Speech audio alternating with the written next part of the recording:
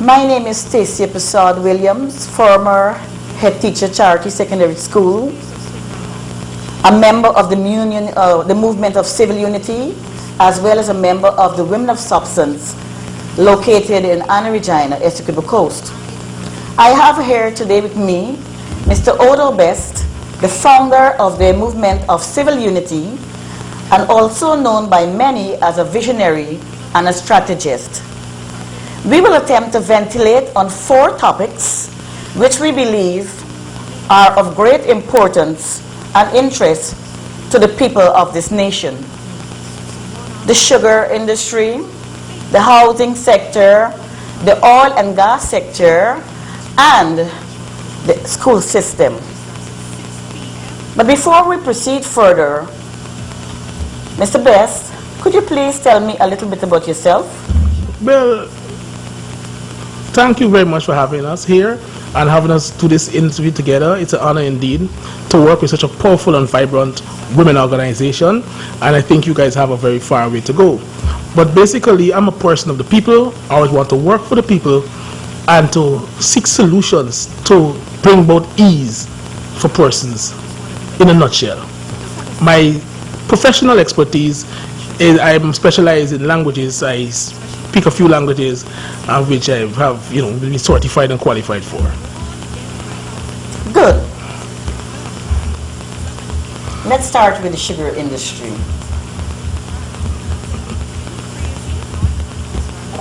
What are your views on this industry? Can it work? And how can we keep it alive? And if so, how? Well, thank you. That's a very good question, and these are questions that have been bothering the mind of so many persons, so many Guyanese, that these industries have been sustaining the lives of so many persons, and persons have built the entire, world around it in so many different parts of the country. And I think that this industry is way too important to have it do away with. Historically, it's a landmark that tells of slavery. That is great big evidence of slavery, because as a result of slavery, as a result of the sugar industry, the slaves came here. As a result of the sugar industry, the indentured labor came here. So we need to keep it alive for if nothing else, first of all, historically. And economically is also important, since persons depend heavily on it for the means of income and other things. It also have a social impact on persons, where people meet, whether it's with workplaces, socialize, they get to know each other, do things together. So it's utterly important to keep it alive. The other question that you ask within that one question is, how can we keep it alive? I personally think, in my view, when I sit down and give it great thought, that we as a people, we need to just not diversify, but we need to have a collaboration of industries here. We need to marry the sugar industry to the energy sector and marry it to the mining sector. What does that really mean? I would like to know that. Now, we need to go into ethanol production. And we need to go into ethanol production on a very large scale. Now, our neighbors in Brazil, they have been in ethanol for years, for decades. They have the expertise. So we need to get them to come here, the engineers, to help us to diversify our turbines, so that our sugar industry itself can be run on ethanol, and diversify the turbines of the energy sector or the GPL sector, where they can rely, or where that sector can work with ethanol, and then you start mass production of ethanols, and our energy sector would no longer be relying on fossil fuel, and we would now use the production of ethanol to fuel our energy sector, which will also stabilize the cost of production, because factories who are heavily based on energy to run the businesses, they will have no fixed cost of production, because it wouldn't be subject, because the fuel price, the fossil fuel price is subject to the world market. That wouldn't be the case here, because we be producing at ethanol at one particular price, and we start selling ethanol at our pumps. Our pumps right now, we selling gasoline, we selling diesel, we selling Kero. So it will be these three in addition to ethanol. And when I say married to the mining sector, is that you, from a governmental level, you need to implement a system where the people in the interiors, in the mining sector, will be forced over a period of time gradually to phase out the uses of fossil fuel engines and bring in the introduction of ethanol engines. And our brothers and sisters in neighboring country like Brazil, they can help us with that. For those companies can come here, set up businesses, and be able to work out deals along with the portion in the mining sector and get these engines to those portions at a concessionary prices, at concessionary prices or some other deal whereby those portions will be able to use now these engines there. And if we're talking about green and we're talking about environmental friendly, ethanol is far more environmentally friendly to that as it compared to the fossil fuels. So definitely this would be a way to go. So the almost $100 billion a year spending on fossil fuel to fuel the turbines in the mining sector will now be going back towards the sugar industry, because this money now will be going towards ethanol, which is coming from the sugar industry. And the money that we're spending to keep the fossil, to keep our energy sector alive and running, will now be used to do other things or just transfer it to the sugar industry. And that will be able to ensure that the sugar industry stays alive, that thousands of persons who would have been off the job, back on the job, the government will have guaranteed NIS from those persons and keep the NIS scheme alive. They also have guaranteed pay as you earn, which is a compulsory tax, and that will be able to strengthen back the sugar industry. So basically, with a strategy like this, I don't think we can ever lose. It's a win-win and a win-win for all. It sounds very interesting, and it seems as though you have done a lot of homework. Thank you very much. But I have another question for you. Now, a lot of the land has been reallocated for the purpose of housing. How will you fit that in? Thank you very much. That's a fact. A lot of lands that used to be used for the purpose of sugar production has been allocated after persons were unable to find a proper solution towards the sugar industry, to how to fix the sugar industry.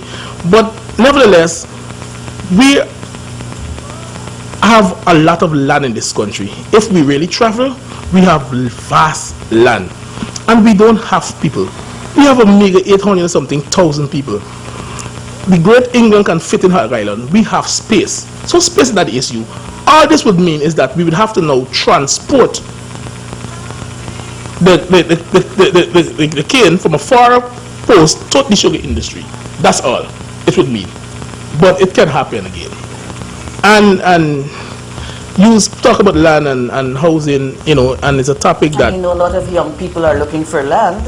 Yeah, and it's a topic that you raised just now, that the topic that we have, which you mentioned that we would like to look at. And since you touch on the topic of housing, I think that we will use this opportunity to quickly, look at that, because that is something that's very worrying to most persons in this country. Everybody have a housing problem, and if you decide to call a big we call a rally or not even a rally or whatever, people housing needs and situation, you'll be amazed the amount of persons that will show up.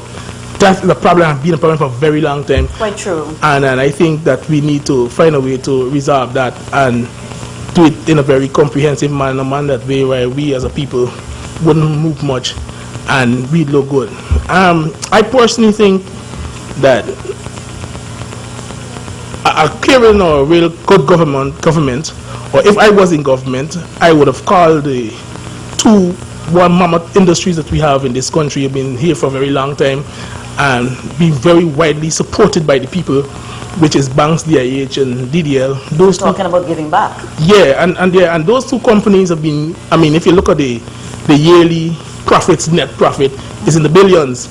So these companies have been well supported by the people, and I think it's time that these companies do something real significant for people, person again, to give back. And could you elaborate a bit more on that? How they could give back? Well, personally, I think they need to have a sit down between these two companies and government and have a discussion on how they're gonna do this. But my proposal for this is that we, as a people, our government should get them to sit around a round table, have a discussion regarding this situation. Now, this is what I see should happen. That you need mass production, house construction, mass construction of houses, and I would ask banks DIH to sponsor the production of like 3,000 homes, and I would ask the DDL to do the same, to sponsor the construction of 3,000 homes. So we're talking like take 6,000 homes, and they have the money to do it. That's the money, not a problem. And even if this could give up like $10 billion each, a couple of $20 billion, they can go very far away in the production and the construction of these homes. But the government will make the land, or should make the land available, and then those persons, the government should find a way now to give back.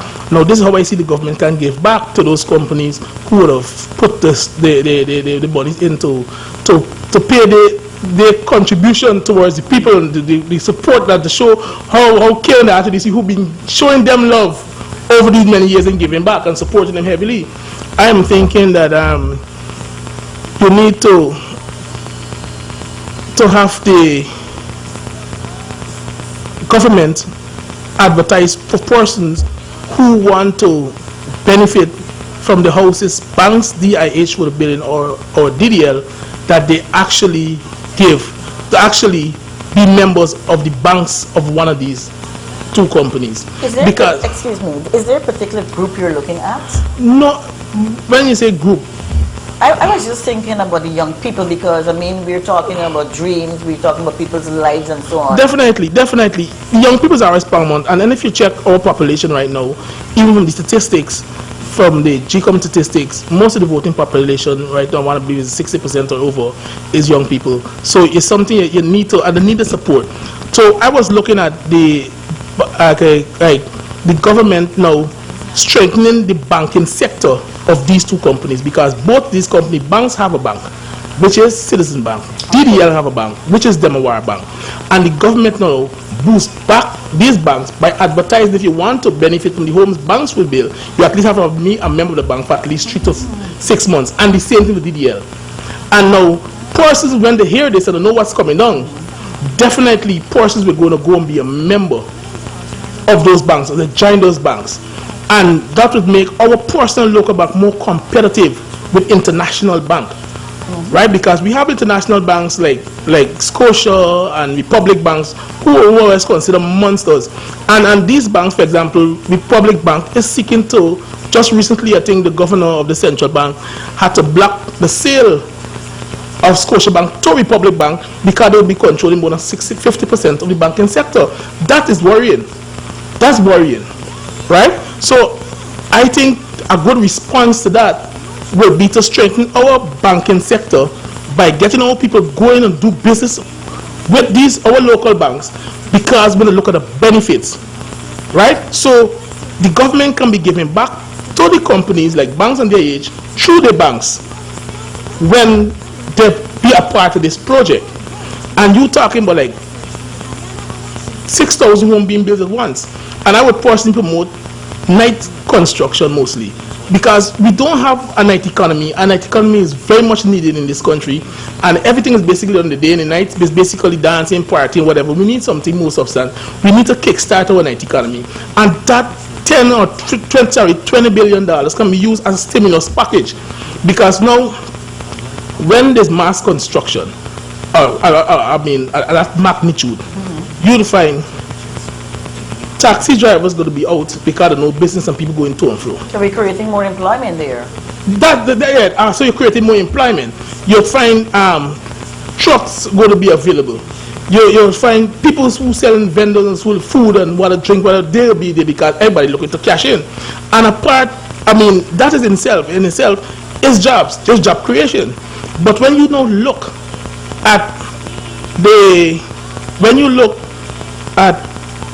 the actual construction, you imagine building 6,000 homes, right? And you imagine like 4 workers basically to each home. 4 by 6 is 24,000 already. 6 4 24,000 jobs you start creating. You at the time Sounds exciting. That's it. You won't talk about the plumber yet.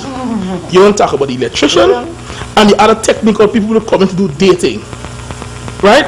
You're just talking about 4 regular guys just working at the Sounds like construction. a kickstart of the economy. That will encourage, because this will work and the economy is kind of sluggish presently. That will also stimulate the economy, get the economy going, get it working. People start spending, people start doing stuff. There will be also be spillovers because other other industry, other businesses will hardware businesses, electrical businesses will benefit because remember, business going on, people got to get this, people have need. It can be an entire spillover. So I think when you talk about development of young people, and I think that would be an excellent plan, an excellent strategy, should it be implemented to help our young people and give them a kickstart in life, because I mean it is needed. It is needed. Excellent. That sounds very good. Using the ethanol and so on. We're looking at clean energy. But I want to touch on oil now. With our oil finds, and you know it's huge, it's something very huge to me. Is it? Do you think that, so how will you fit in that strategy with that strategy with oil now? We're finding oil, we're hearing oil. And how many billions we can get out of oil? Well, I wouldn't say to fit in. I would look at a strategy. Or complement. I would look, well, yeah, indeed, complement. I would look at strategy from the very offset, from the very beginning of oil and oil finds and oil production, how the people of this country can start benefiting. Because let me tell you something. This is a God-given, I mean, blessing and wealth. And I want to see the El Dorado. Well, yeah. Some people would say that.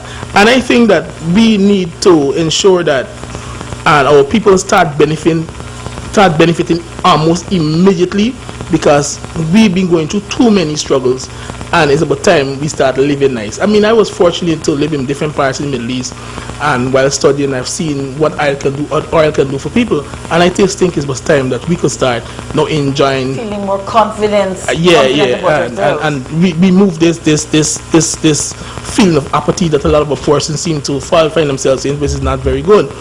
But before we really talk about basically a strategy for oil at the initial stages, I think that persons out there should be educated somewhat about oil. I mean, I don't know how much of you are aware, but a lot of persons in this nation, in this country, don't know that we have 10 oil blocks. Yes, I was going to ask you about that. We have 10 oil blocks.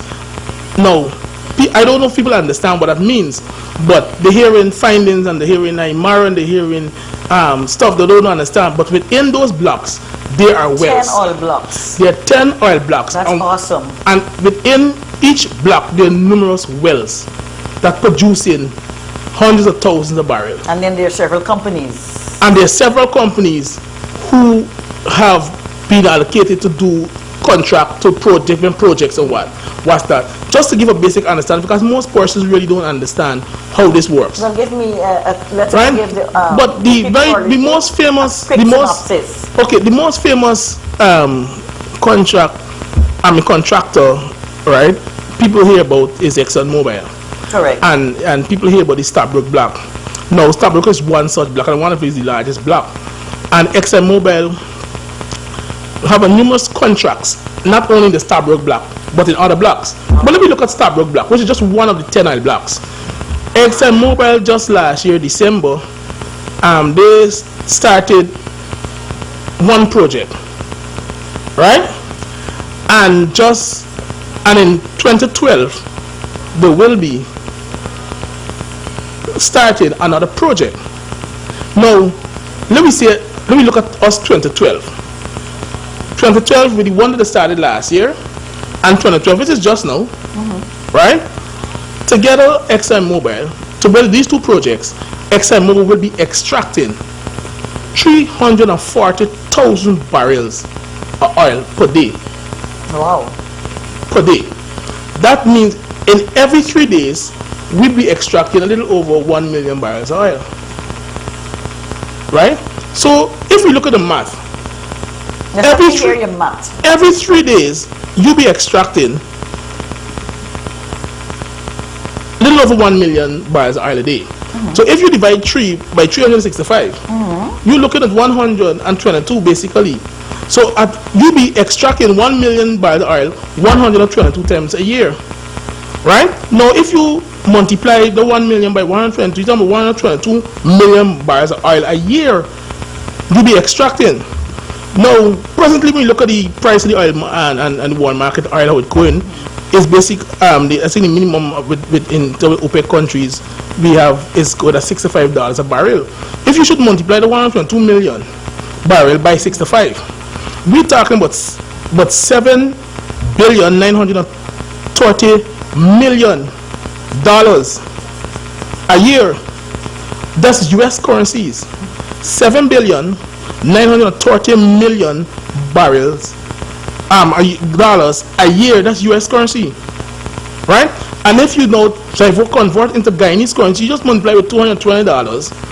You're talking about $1,744,600,000,000. Wow! Right? A year, just from ExxonMobil, 2 contracts in one block. That's what we're talking about here. So let me look. We're supposed to be receiving monies from these oil contracts from basically two. I would like to get that straight with you first before you proceed. I want to hear about the kind of monies we're getting. If we're getting royalties, we're getting percentages. I want you to explain that for me, please. Well, from what's been coming out from the Ministry of Natural Resources, it's clear it's in our dailies and our other media is that we actually would be receiving basically income from 2 sources. Basically from the royalty, which is 2%, and the profit sharing, which is 50%. Sure. Right? But I want to just focus on the 2%, at least for now. For that last figure that I called in Guyanese currency, yes, which is 1,744,600,000,000. That's right. 2% of that, which is royalty, supposed to be given to royalty. We're talking about 34,892,000,000. Now that figure is, let me say, our royalty just from those 2 oil blocks. Wow. From those 2 oil blocks per year. So that is a sizable amount and can do a great lot. I would personally want to see that figure go into a special account to start bringing ease or aid in the alleviation of poverty, as well promoting certain positive values within the community that is so badly needed. I think from that figure we should start again. The focus should really be on young people, because they need to be the leaders tomorrow. They need to fetch the nation on their shoulders. I think you could start by promoting marriage, because I think the foundation of family, the foundation of community is based upon family, and family, the foundation of family is marriage. So I think that they could start by giving cash grants to persons newlyweds, right? So that they can give a kickstart in life, because not everybody has fortunate. Sorry, I'm already married. All right, not everybody's fortunate to have a grandmother or a grandfather or uncle or a niece and could give them a certain amount of handouts and say, listen, you go ahead and when you're ready, we're going to give you a house, we're going to do that. I think this money can start to use to do things like that and promote marriage. And we talk between marriage between a man and a woman. Right, but there's only one marriage, right? We talk, and these are positive values. That's so much. I mean, we have too many broken homes in these communities. We have too many single parents. This will try to arrest those other social problems like that. Yes. So without saying it, you'll be dealing and resolving or bringing solution to these problems.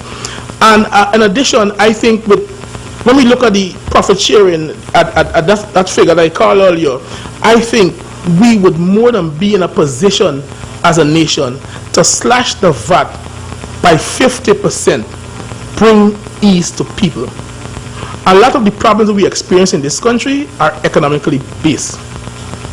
But if you really do investigate them closely, it's coming from economics. All the time. It springs from economics, and it's time that we stop living like peasants. We need to live, and too much. All the people we sending money, so many people checking the remittances, we are basically living on handouts. Those things need to stop, right? And we need to try to stop as early possible and give people indeed a good life. Sounds good. And I endorse what you said there, because I think that Guyanese, right, have a sovereign right to know the issues, especially now the issues surrounding oil and the gas industry, right? Because they can be able to make more informed decisions and play their part. Because we're all aware that Guyanese are smart anyway they go. Well, precisely. And you know, you've been stressing a lot on young people, Yes. right? And since you actually, dealing with young people, we have been talking a lot about young people. I mean, I think I want to use this opportunity to just speak a little on the young people at the school level. Yes, I did have that question for you. I actually preempt you. Yes, I have to preempt you. Thank you. All right, it's all right. Because I mean, look at it as a very passion. So excuse me and forgive me for preempting you. It's just that I think that thing is very important and something we need to look at. Now, I personally think when we look at our newspapers and turn the TVs and look at the news, it's very shameful because most of these newspapers they use online. And when people go to these websites in Church of Guyana and Resort Guyana, these are things that are popping up. Oh. This is not nice. We find children and the peers fighting, joking each other, stabbing each other, and being supported by others and the peers, right? And the parents. And we find parents going into schools, fighting out with teachers. I mean, and these things are happening way too often. I definitely think that they need to have a solution to deal with this forthwith. It just cannot be allowed to happen. And the strategy I have for that will also will be part of job creation. Let me hear it. Now, this is what I would propose for a thing like that. I propose you need to implement a system of what we call school rangers, whereby for the primary schools and the secondary school across this nation, and now we have an oil, we shouldn't be concerned about how we're going to pay those people because we have money now to pay the people. Right. And this will be job creation. Every school should have a unit. But I would refer to school rangers, for want of a better name. We can probably ventilate and look for a good name for it, where they will be it will mostly male dominated. I know you guys have your women thing and you think about the women of substance. I want to say why would we? I would like to stop you there. Why would we want even to? Even though we call women of substance, we do need our men. All right. So that's good to hear. Now you talk about I said in terms of between male dominated. Why would be more male dominated? Because you find that a lot of homes have the males are missing. Firstly, then in the school system generally, for some reason or the other, the education, and you would know as a former headmistress, yes, that they're not for one reason that is that the teaching system is not attracting many males. It's basically attracting females. So you have women at home, women at school, right? And the males are playing no part and no role, which is very important because male is shows authority or brings order or discipline. This is very much so important. So you find that now that we have as this is like that this happening now, we need to find a way to bring back males into the through the school system. Does this bring back them into the picture? We could have them playing their roles to help maintain order and discipline. Now the school ranger should be a group of body, basically 8 to 10 persons, mostly male dominated, trained in child psychology.